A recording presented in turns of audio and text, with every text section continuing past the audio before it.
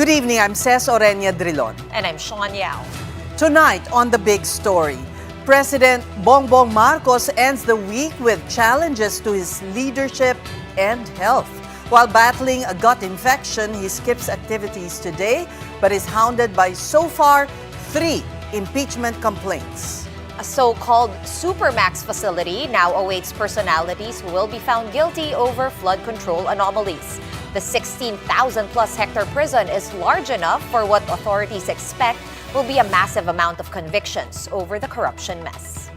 And arraignment is deferred for Bong Revilla and 6 of his co-accused in an alleged ghost project. While waiting for his next court date, the former senator is pushing to be transferred to the center where he was first jailed over the pork barrel scam. Bear in mind, speech to ng tatay ko, hindi akin. Just making that clear. It's a common complaint amongst apparently people who are heavily stressed and people who are, I have to admit, growing old. Huwag kayo muna masyadong excited dahil it's not a life-threatening condition. The rumors of my death are highly exaggerated.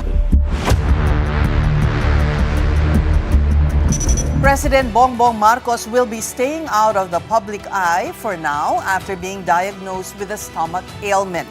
But he's still in the headlines as 3 impeachment complaints are lodged against him this week for alleged betrayal of public trust.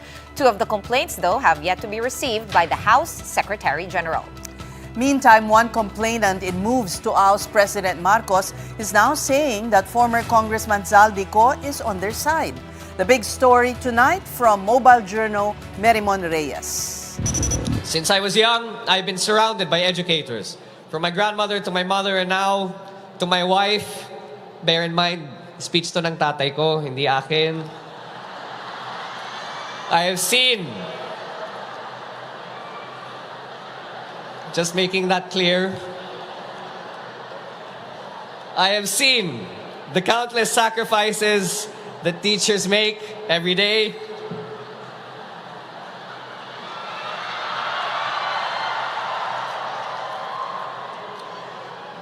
Nahihiya tuloy ako sa inyong lahat. This was a slip that got laughs for Ilocos Norte Congressman Sandro Marcos. But the reason he was in the event was no laughing matter. Sandro was just standing in for his father, President Bongbong Marcos, at the launch of the PBBM Gabay ng Bayan programs in Lawag City.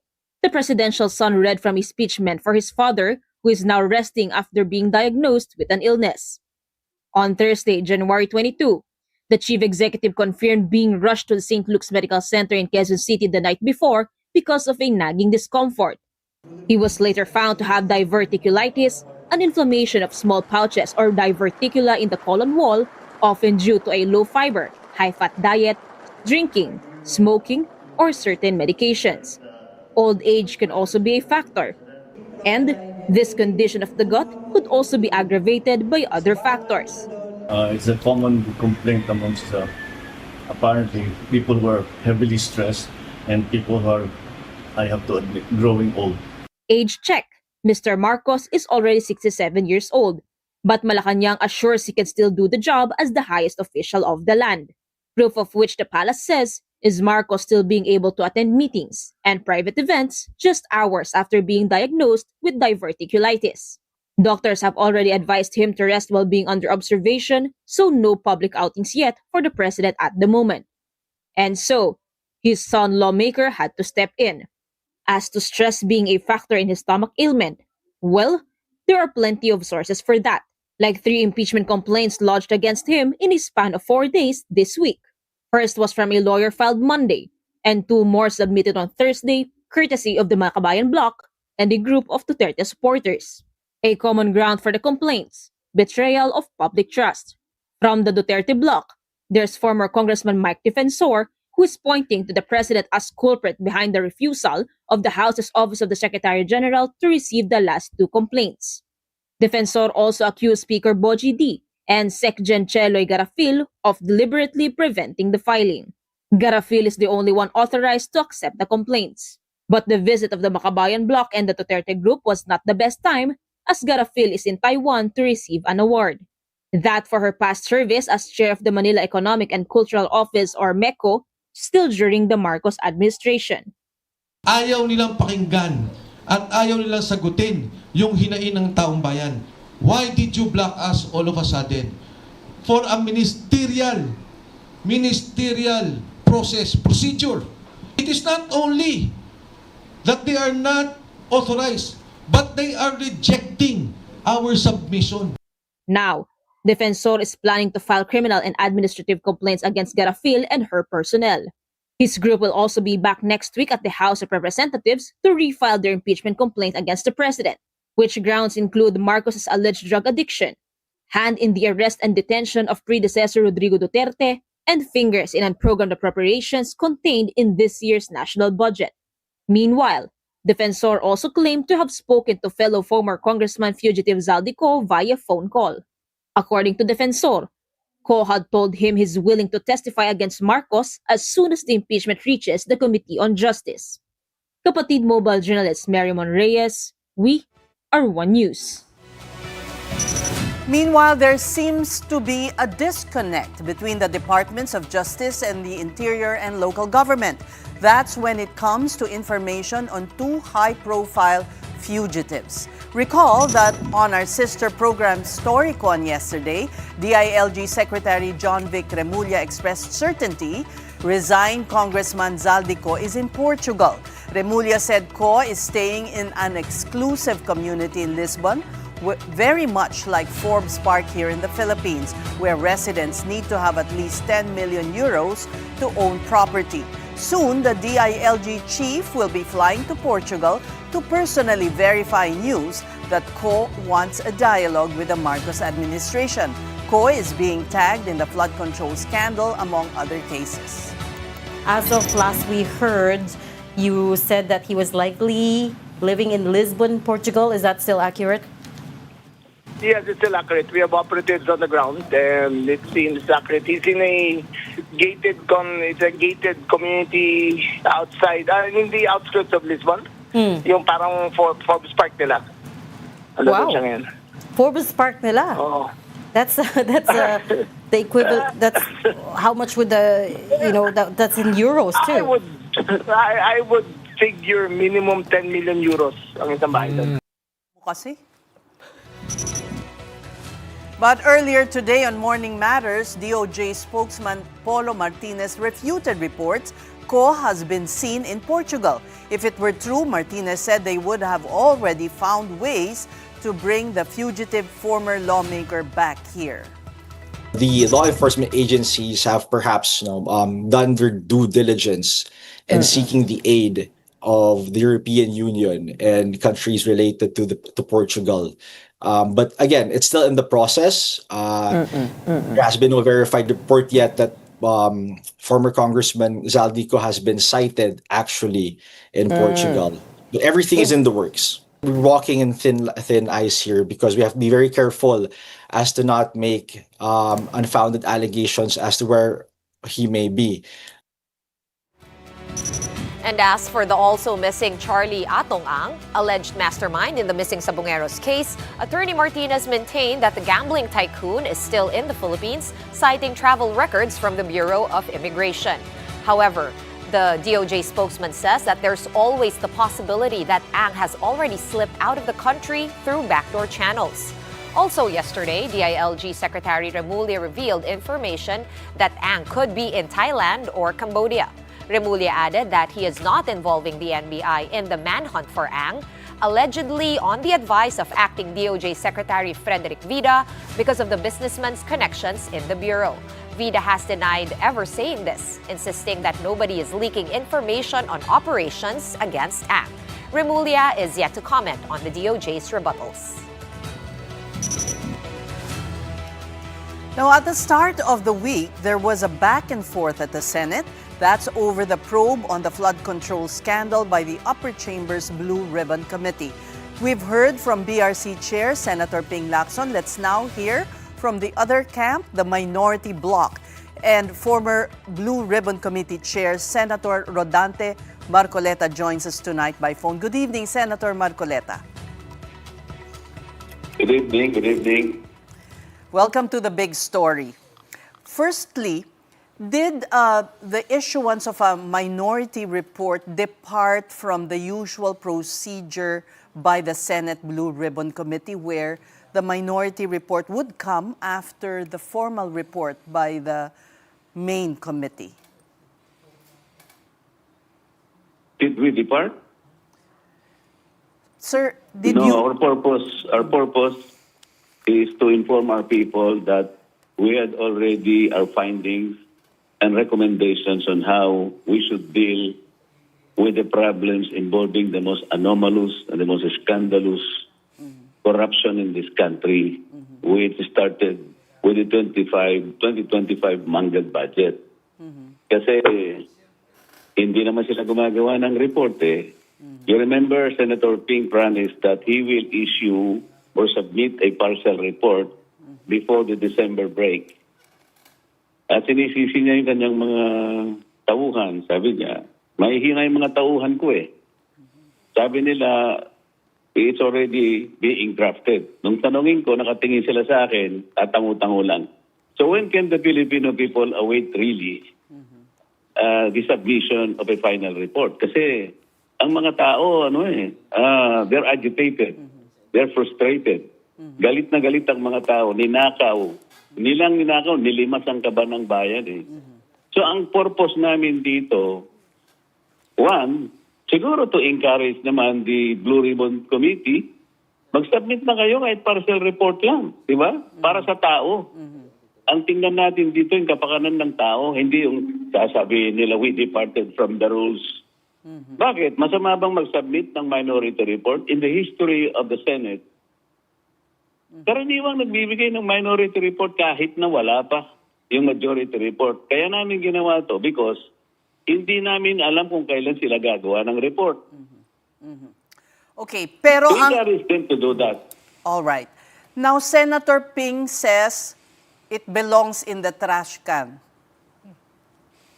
Sa kanya, if it belongs to the trash can, nakalimutan niya siguro, di man lang niya binasa yung report. How can you even make a judgment like that?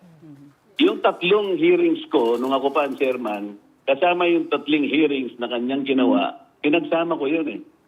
So is he ready, or he's prepared to assume and even admit na yung kanyang ginawang 3 hearings, basura din? Pati yung kanyang dalawang privilege speeches na ginamit kong input doon, basura din yun? Wala namang ganunan. Wala kaming ibang motibo doon kung hindi ang kapakanan ng taong bayan makakita man lang kung anong nangyari na so far. Hindi namin pinipilit na yun ay kanilang i-adapt. Sinasabi lang namin, tingnan ninyo. Baka naman may mapulot kayo dito, baka naman makatulong ito. Because ang ginamit namin, hindi namin sarili opinion. We never use our own opinion, our own perspective, hindi. We utilize the same people. We use their testimonies, individual and collective. So, anong basura doon? Hindi man lang niya binasa. Congressman Marcoleta, no sa huling... Senator, sorry. Hindi ako sanay. Senator Marcoleta, before the last Blue Ribbon Committee hearing, nag-arrange nga si Senator Ping Lacson na papuntahin yung si alias Maria at alias Joy para nga po mag-establish ng connection with Martin Romualdez, and the Discayas. This is in the absence of Orly Guteza. Hindi po ba kayo na-satisfy na mukhang may ginagawa naman siya to make that connection? I know in the press con you said na parang siya yung sumasagot for them. Ikaw, kung ikaw ang nagtatanong sa kanila, siya sumasagot, what will you feel? But, well, in the same vein, Senator, kayo ay inaakusahan naman ng nag-aabogado supposedly for the Discayas. Like what? Well, let me cite yung kine-question ninyo yung restitution, which somehow... I'm questioning the restitution because in the process of applying for WPP, restitution is not one of the requirements. Pinipilit nila yon para makapamili sila kung sinong mag-a-apply. Paano ito? Sinong magsasabi sa kanila kung magkanong i-restitute ng mga Discayas? Alam mo, yung civil indemnity will only be available pag sinabi na ng korte yun eh. Hindi yung bago pa mag-a-apply yung tao, ay doon mo na kukunan ng restitution. Sino magko-compute? Magkano? Baka pagmula ng corruption yun ang sinasabi ko sa kanila. Kung wala sa batas, bakit nyo pinapalitan? Hindi ba you are bending the law? Hindi si Diskaya pinagtatanggol ko doon. Nagkataon lang si Diskaya, siya yung kauna-unahang nag-apply under the WPP. Ang problema, bago pa ma-process yun, nagsalita na yung dating DOJ secretary noon. Ay, hindi ko basta-basta ipoprocess yan hanggat hindi niya sinusoli yung pinagnakawan niya. Nakakita ka ba ng ganon? Nasa batas ba yung ganon? Senator, Wala naman akong makuhang iba ng mga testigo para ang mga lalaking isda ang maituro. Mahirap ito eh. Mapapasapanganib ang buhay. Kaya nga meron tayong WPP. Pero, Kung ang batas na para sa kanila hindi gagamitin, bahala na sila. Pero yung sinabi pong statement ni Curly Diskaya nung hearing na yon na parang sila pa ang ninanakawan, ano naman ang inyong pananaw doon? Sarili niyang opinion yun eh. Yun ang pakiramdam niya eh. Di ba? Pinampihan ko ba siya doon?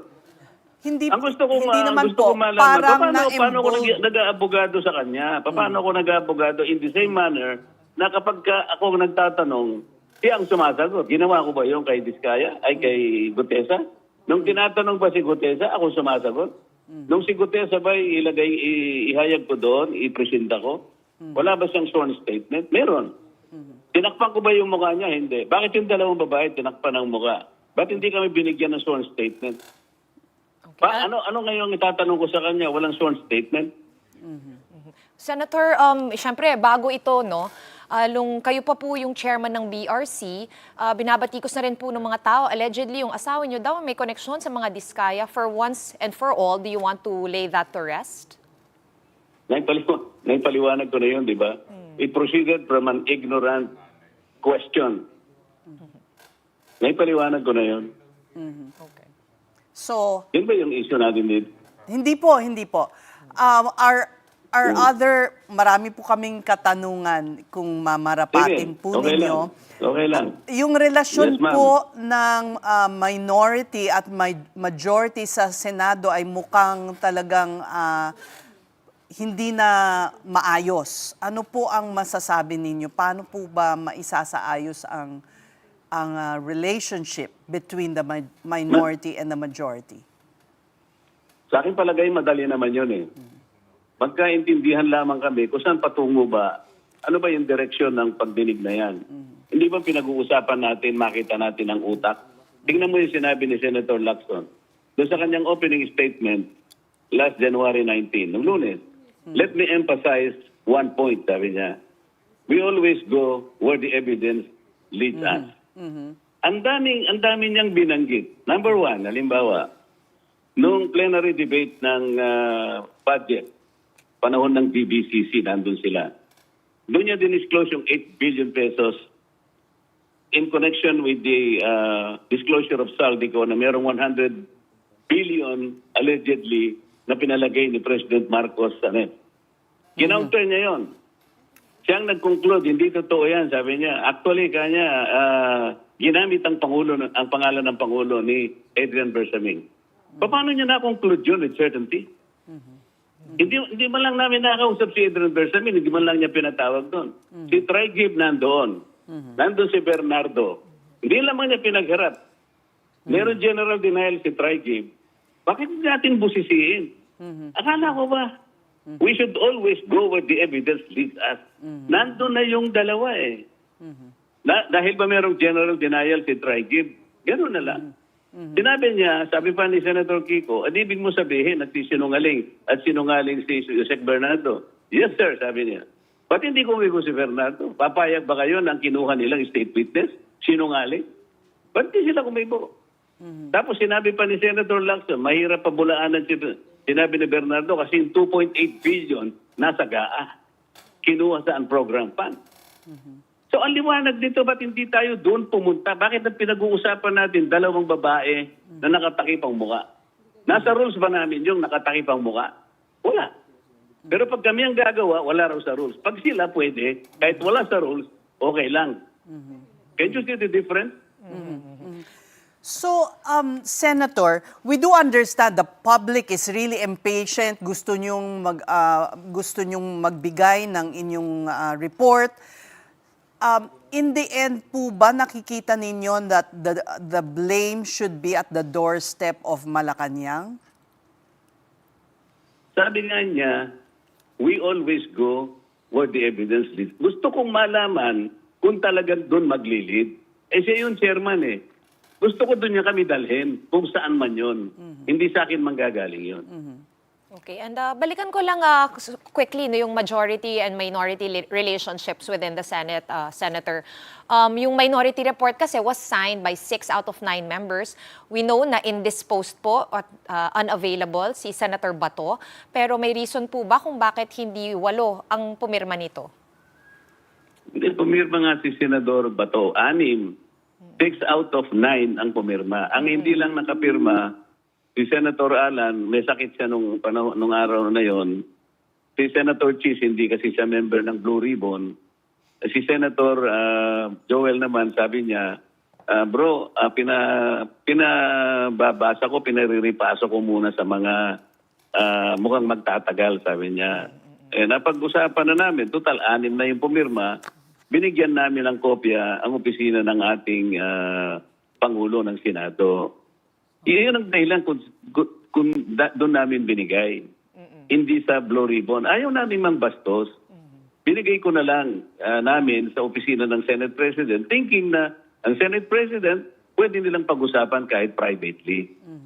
Ang plano namin doon, makita man lang nila.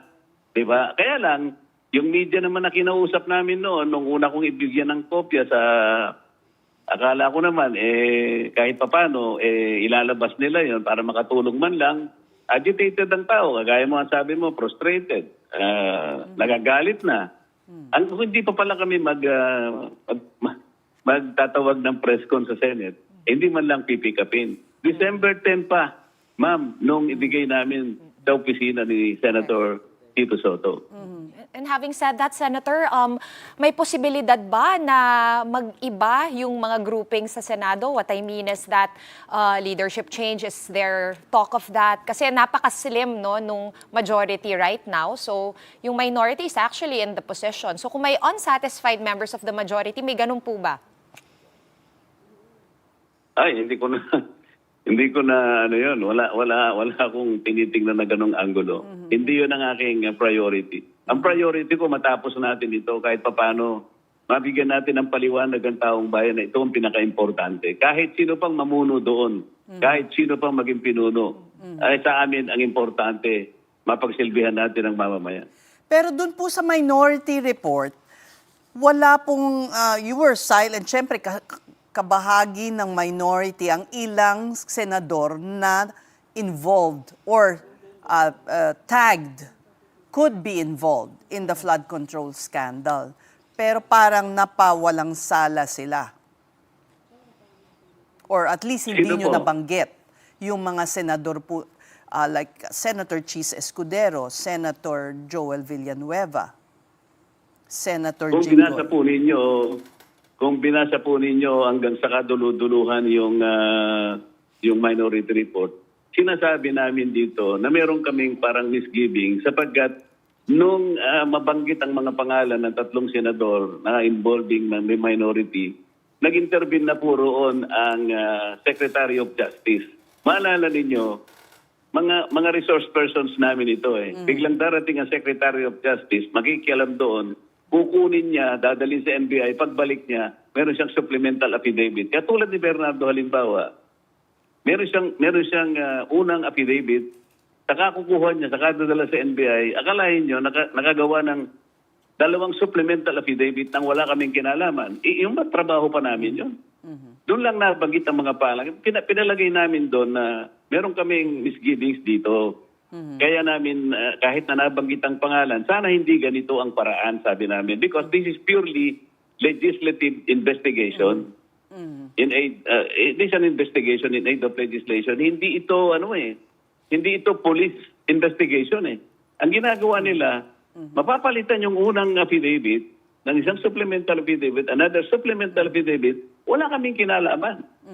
Hindi namin alam kung ano nangyayari. This should not have been happening. Ang tanong kanina kung magkakaayos kami, madali kami magkaayos nito. Kung mag-iisa ang direksyon namin. Kung para sa tao kami. Senator, parang ang correct me if I'm wrong, na ang impression ko ay para bang niluluto? Ganun po ba ang implication ng sinasabi ninyo? Wala kaming sinasabing ganon. Ang gusto lang namin sabihin, kung talagang we will always go where the evidence leads us, yun ang panatilihin namin. Palaging ganon ang parameter. Kung may ebidensya, yun ang puntahan. Bakit yung sinasabi nilang 8 billion na binibigay ni Bernardo kay Trigib, at si Trigib naman binibigay niya kay Adrian, bakit hindi ito isuyurin natin? Bakit yung sinabi ni Senator Lacson na makita niya yung Cabral file, at least 5 secretaries and an undersecretaries were recipients of allocables as shown in the Cabral files. Ba't hindi niya ipatawag yung 5 secretaries? Hindi ba dapat ganito yung gawin natin? Yung Tamarin Street sa South Ports, binanggit ng dalawang nakamaskarang dalawang binibini. Pakay lang pala ituro si Diskaya na siya nagpapaalis sa kanila. Yun lang pala yun ba yung pag-uusapan natin? And why did they concentrate on the problem of coordinate? Alam mo, nung ako yung chairman pa, kung di ako nagkakamali, the first or second hearing pa lang, sinabi ko na puro mali ang coordinates nito. Ngayon, siguro kalahati nung hearing, yun ang pinag-usapan nila, they confirmed that the coordinates are really wrong. Sinabi ko na ito September pa eh. Ano, uulitin na namin yun? Yung ba yung gustong marinig ng tao? Ang gustong marinig ng tao, hindi mga wrong coordinates, sinabi ko na yun eh. Ang gustong makita ng tao. Sino ba may utak nito? Nilimas na ang kaban ng bayan, hindi ba importante sa atin yun? And finally, Senator, there are 3 impeachment complaints filed against the President. Although this may end up in the Senate, ano po ang pananaw ninyo ukol sa... I'm asking because yung complaints link the President to the flood control scandal. Patawarin nyo na po ako kasi hindi ako makakapag-comment yan kasi sabi mo nga, it might lead to the Senate. Kung magkaganon, magiging senator judge ako, I will not like to preempt this.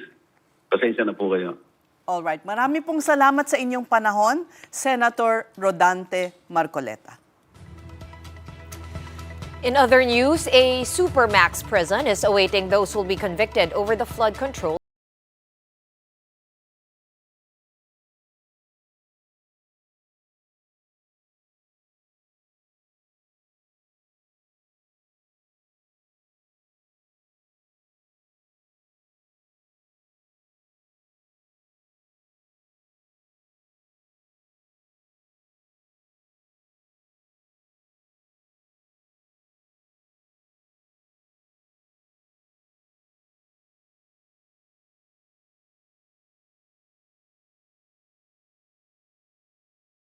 Isasara na natin ang Bilibid kasi yung Bilibid it will now be repurposed.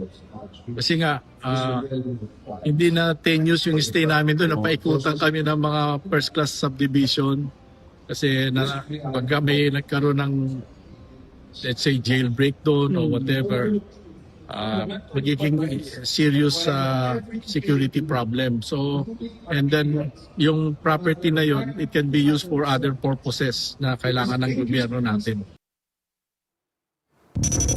Meanwhile, the Bureau of Jail Management and Penology promises no VIP treatment for any inmate. Wardens who will attempt to give special privileges to new inmates, especially high-profile ones, will face consequences. A zero-tolerance policy on VIP treatment.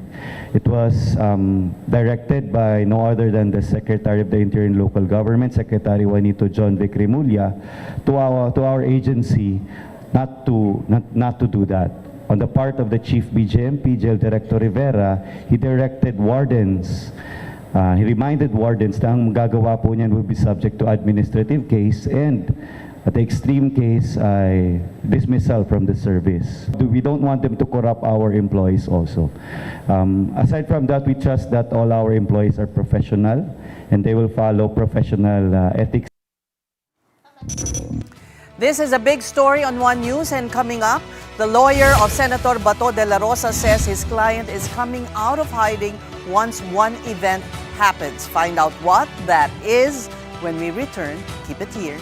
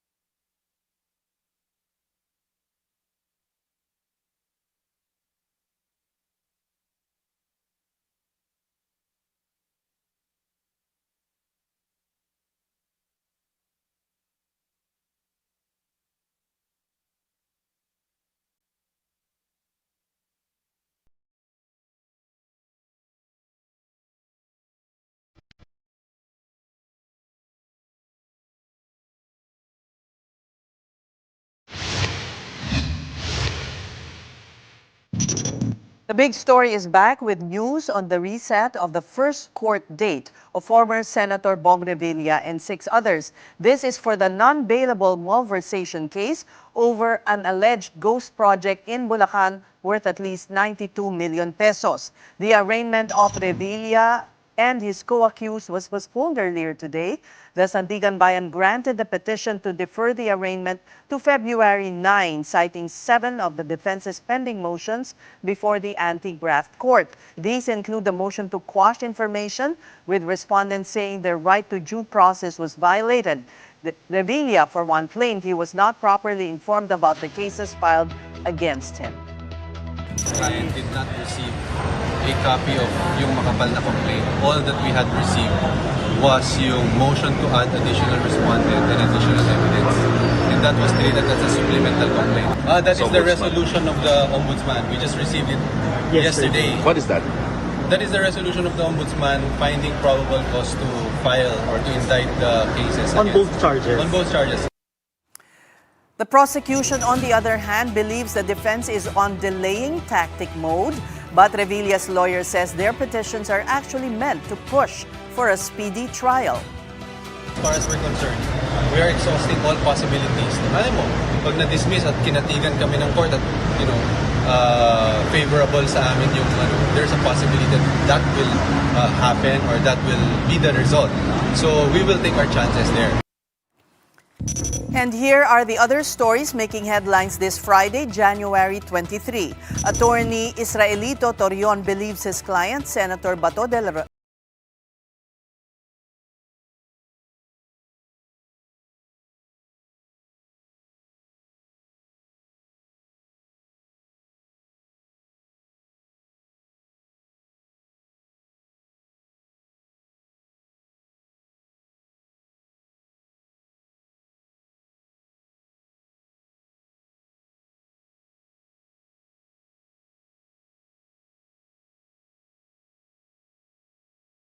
Rodrigo Duterte, who remains in ICC's detention facility, has a message for his ally on his 64th birthday. Nag-usap kami ni Pangulong Duterte at sinabi ko sa kanya na birthday ni Senator Bato. Sabi niya, happy birthday, Senator Bato. Magpakatigas ka. Na parang bato.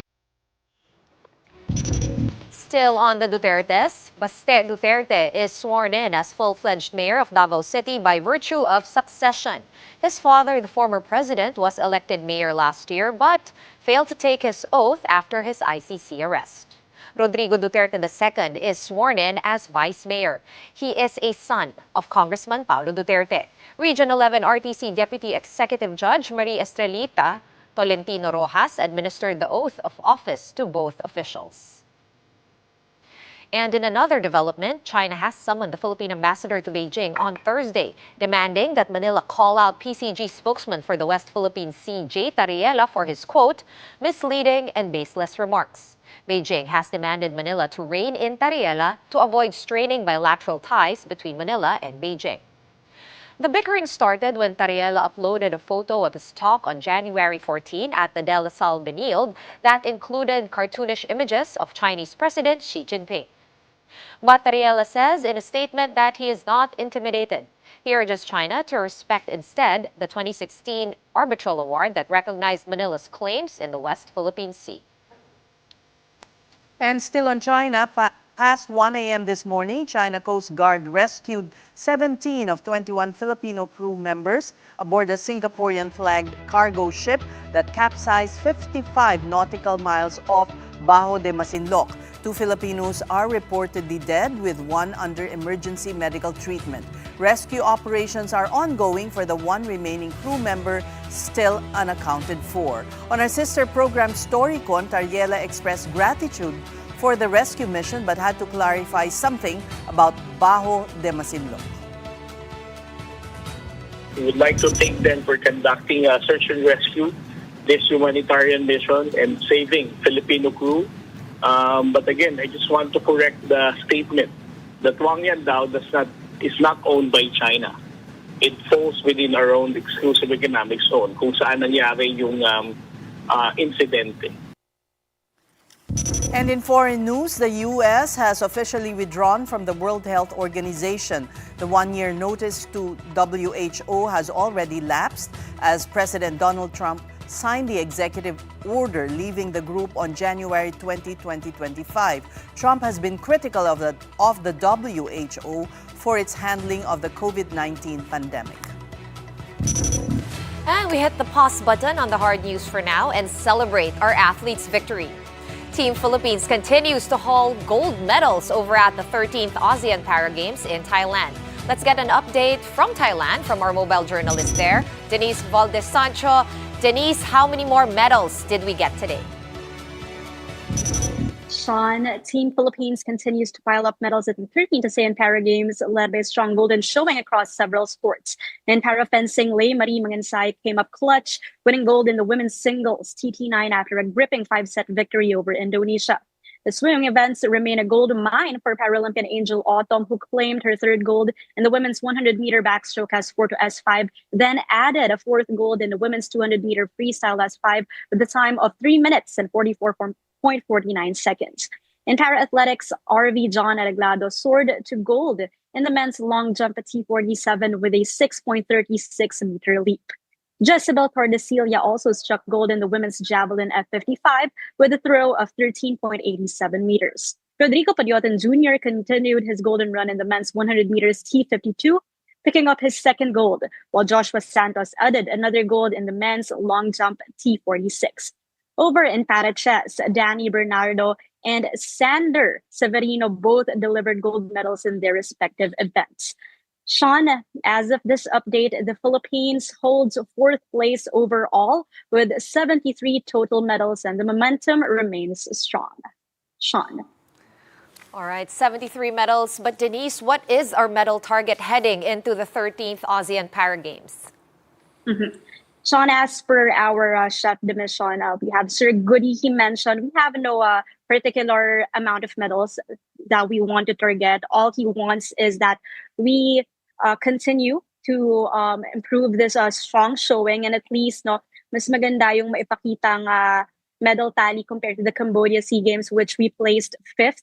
So as of now, we're going strong, 4th place. Hopefully, we still have 2 days left for the ASEAN Para Games, and we improve this placing for Team Philippines. Sean. 4th overall. That's great to hear. And thank you so much for that update. Mobile journalist Denise Valdesancho reporting to us live from Thailand. You're still watching the big story here in One News. When we return, we show you how one company is turning discarded human hair into sustainable products. Don't miss that conversation. Back in a bit.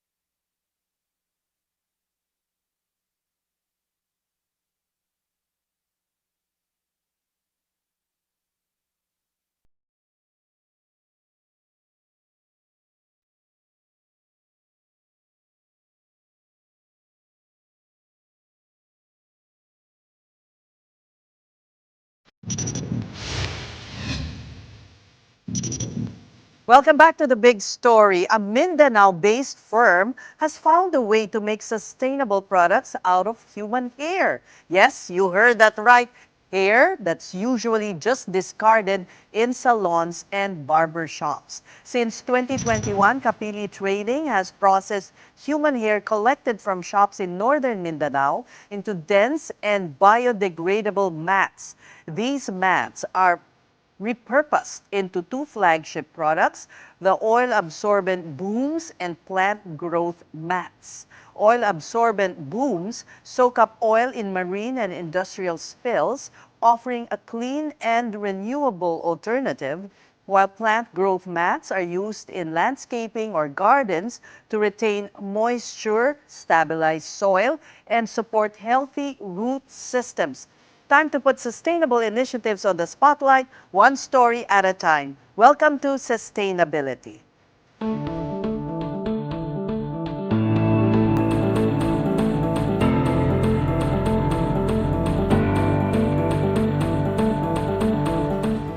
We now speak to Harold John Laborte, who's the founder and CEO of Kapili Trading Incorporated. Harold, welcome to the big story. Hello, good evening, and thank you for having me here. Yes, you're doing some sort of revolution Correct. in northern Mindanao that the other parts of the country should learn from. Where did you get the idea to begin with? Actually, the inspiration behind Kapili or behind the upcycling of waste human hair started as my high school thesis. Really? So that was way back in 2010. But of Bata course, ka pa. yeah. But of course, diba, when we're still in high school, our only goal is to graduate and go to college. So my study back then was the use of human hair as a raw material for packaging.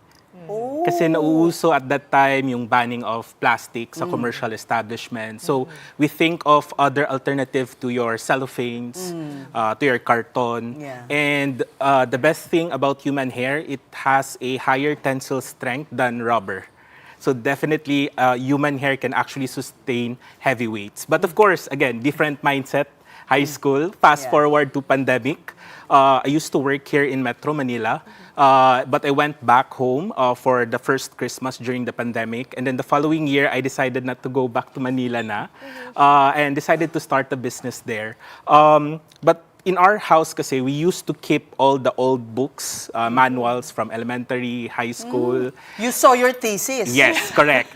And I just got curious what's happening with human hair already. So I searched it online and I was so amazed because in other parts of the world, in US, in Europe, they've done a lot already with human hair. But here in the Philippines, when you say human hair, people will think about fashion, right? Yeah, wigs. Hair wigs, hair extensions. But you know what? In other parts of the world, human hair is being used in construction, in biomedical, in textile products, and even in pollution remediation. So we're so encouraged to do that. When you exhume a corpse yata, di ba? The hair is still there. Correct. It will survive the end of the world or something like that. I mean, it's that long-lasting. Yes, it starts to decompose after 2 years. Ah, it does din pala. Yes. Okay. But of course, matagal.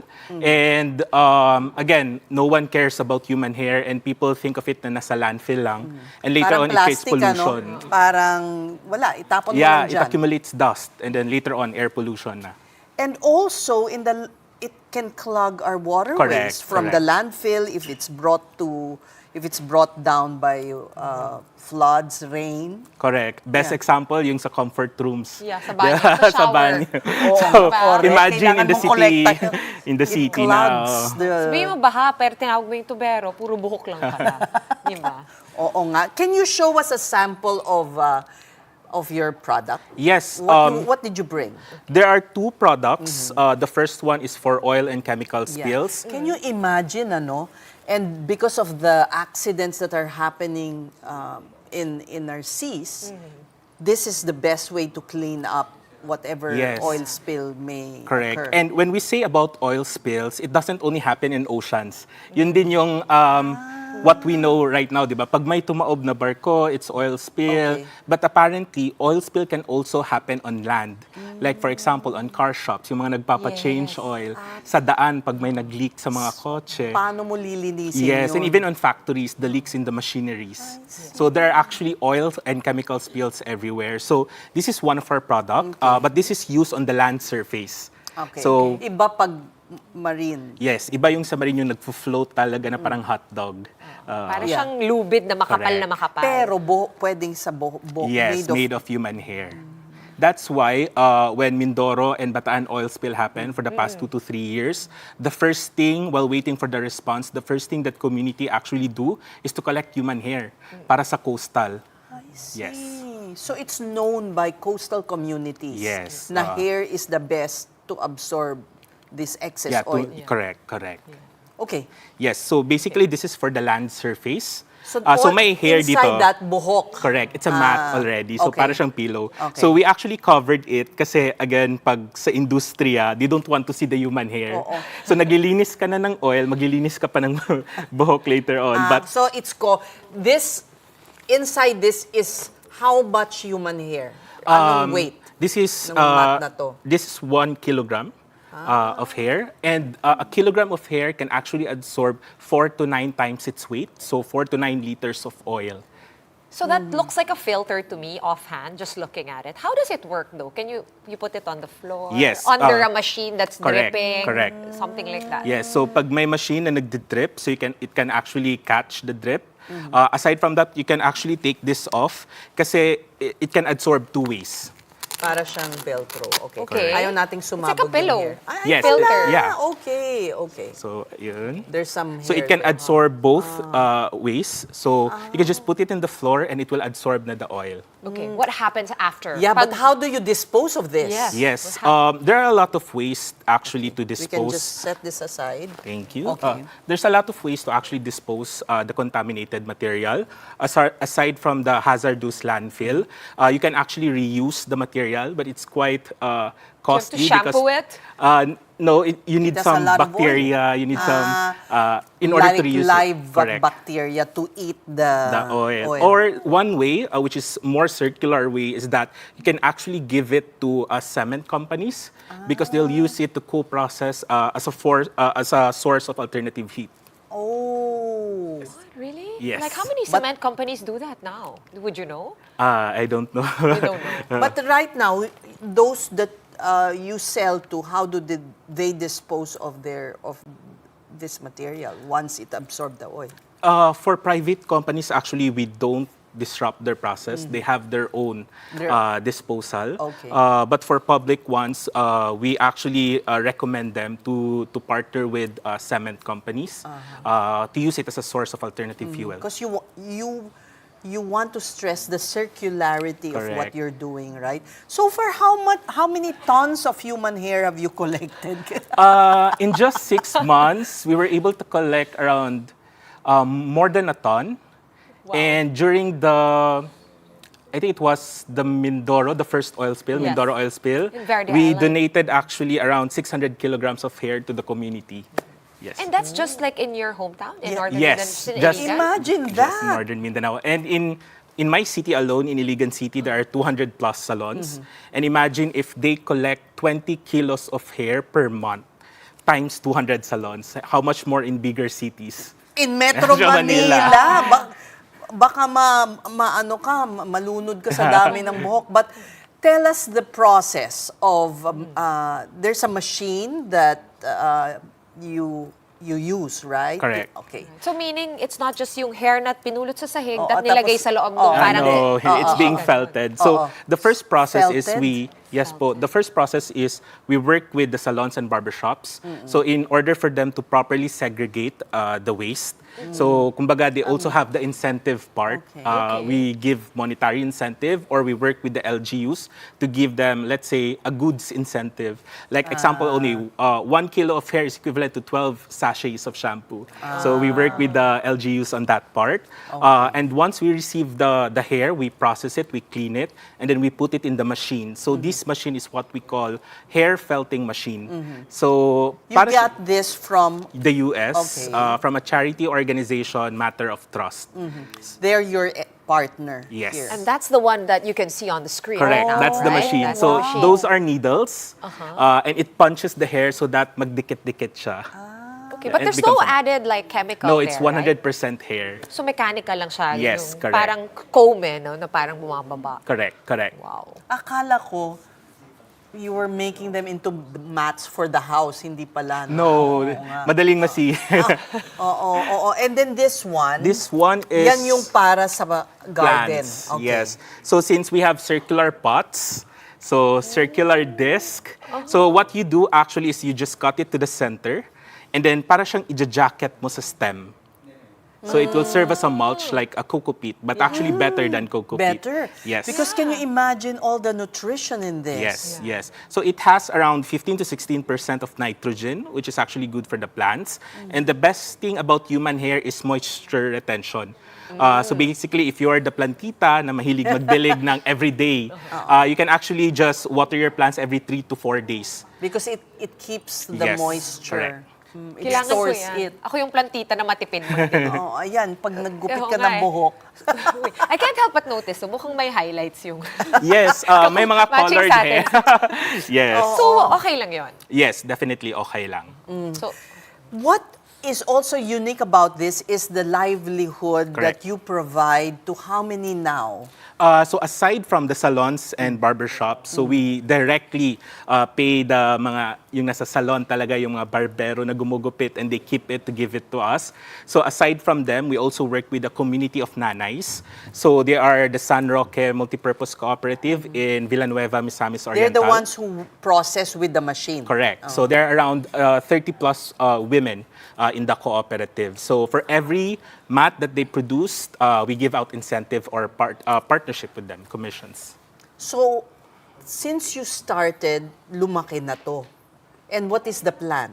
You want it replicated throughout the country? How Yes. do you want to Right grow? now, we were able to collect only from the northern Mindanao because logistics is actually different. So we've tried working with salons in Visayas and Mindanao, but it comes into decisions na parang ang hirap i-ship to Mindanao yung buhok, di ba? So magiging mahal siya masyado. correct. So, of course, the vision there is actually to scale across the Philippines and collect as many human hair as possible and give it back to the community. Kasi again, even if basura sila, there's still hope on those trash. Right. So you need more machines around the country. That's Yes. the way, para wala nang shipping of the discarded hair. Yes, but more importantly, it's about Filipinos being aware as well of the potential of human hair. Right. Hindi lang pang wig. Correct. Oo. Kasi how much wigs can you make? At least ito.